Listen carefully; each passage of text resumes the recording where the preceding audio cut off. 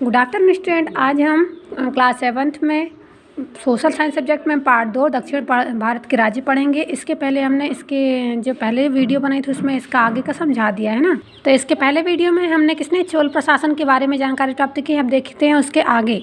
इस काल में अनेक बुद्धिजीवी दार्शनिक व महात्मा हुए। इनमें केरल में जन्मे आदि शंकराचार्य का जन्म प्रमुख रूप से उल्लेखनीय है ना। तो किस काल में? चोल प्रशासन के काल में क्या हुआ? बहुत से महात्मा हुए, बहुत से दार्शनिक हुए और फिर इसी के काल में किनका जन्म हुआ? केरल में जन्मे आदि शंकराचार्य का जन्म भी इन्हीं के काल में हुआ था। इनका जन्म कहाँ हुआ था? केरल में हुआ था। प्रमुख रूप से उल्लेखनीय है। आदि शंकराचार्य ने वेदों का संदेश जन जन तक पहुंचाया व पूरे देश का भ्रमण कर देशों के अनेक विद्वानों से शास्त्रार्थ किया। उन्होंने पूरे देश में 4 मठों की स्थापना की। किसने? आदि शंकराचार्य ने। देखते हैं यहाँ ब्रैकेट में जो लिखा हुआ है, आदि शंकराचार्य द्वारा पूरे देश में 4 मठों की स्थापना करवाई गई। उत्तर में बद्रीनाथ का ज्योतिर्मठ, पश्चिम में द्वारका का शारदा पीठ, पूर्व में पुरी का गोवर्धन मठ और दक्षिण में श्रृंगेरी मठ। तो ये 4 मठ हैं जिनकी स्थापना किसने करवाई है? शंकराचार्य ने, है ना। कौन कौन सा है? उत्तर में बद्रीनाथ का मठ, फिर पश्चिम में द्वारका का शारदा पीठ, पूर्व में पुरी का गोवर्धन मठ और दक्षिण में श्रृंगेरी। आगे देखते हैं। दक्षिण के सुप्रसिद्ध भक्त संत रामानुज ने व्यक्ति को पूजा व ज्ञान की अपेक्षा प्रेम व भक्ति के माध्यम से ईश्वर की प्राप्ति का मार्ग बताया।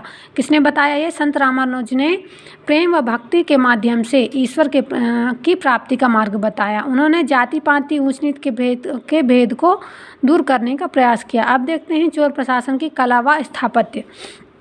चोल शासकों ने भवन निर्माण में पल्लवों की परंपरा को ही अपनाया, किंतु मंदिर के अहाते में गोपुरम नामक विशाल प्रवेश द्वार का निर्माण इनकी अनूठी शैली थी। जो चोल शासन के टाइम पे जो भवन निर्माण बनवाए गए थे वो पल्लवों की जैसे ही थे, लेकिन उसमें क्या था? उनका जो प्रवेश द्वार था उनमें एक अनूठी शैली थी। दूसरा देखते हैं। तंजौर व राजराजेश्वर मंदिर और गंगईकोट चोलपुरम में चोलों द्वारा अनेक भव्य मंदिरों का निर्माण करवाया गया, जो स्थापत्य कला के अनुपम उदाहरण हैं। तीसरा है। चोल राजाओं ने मंदिरों के निर्माण और उनकी सुरक्षा के लिए बड़ी उदारता से धन और भूमि का दान किया। तो इससे ही पता चलता है कि वो बहुत ही अच्छे थे। कैसा? चोल राजाओं ने क्या किया? मंदिरों का निर्माण करवाया और उनकी सुरक्षा के लिए धन और भूमि का भी दान किया। नंबर 4 देखते हैं। चोलों के काल में मूर्ति निर्माण का कार्य अपनी पराकाष्ठा पर था, जिसमें अधिकांश मूर्तियां पत्थर या कांसे की बनी होती थी। कांसे की मूर्तियों में नटराज के विभिन्न रूप अपनी कला व सौंदर्य के लिए विश्वविख्यात थे, है ना। 5वां है। मंदिरों की दीवारों को मूर्तियों एवं चित्रों से सजाया जाता था। मंदिरों की दीवारों को किसी मूर्तियों एवं चित्रों से सजाया जाता था। इन चित्रों में राज दरबार, युद्ध, पूजा, भक्ति तथा संगीत व नृत्य के चित्र निहित होते थे। कौन कौन से चित्र होते थे? राज दरबार के, युद्ध पूजा के और किसके? संगीत तथा नृत्य के।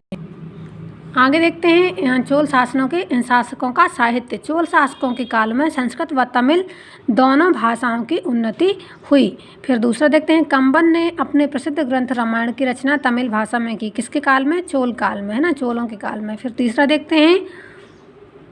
दक्षिण के प्रसिद्ध महाकाव्य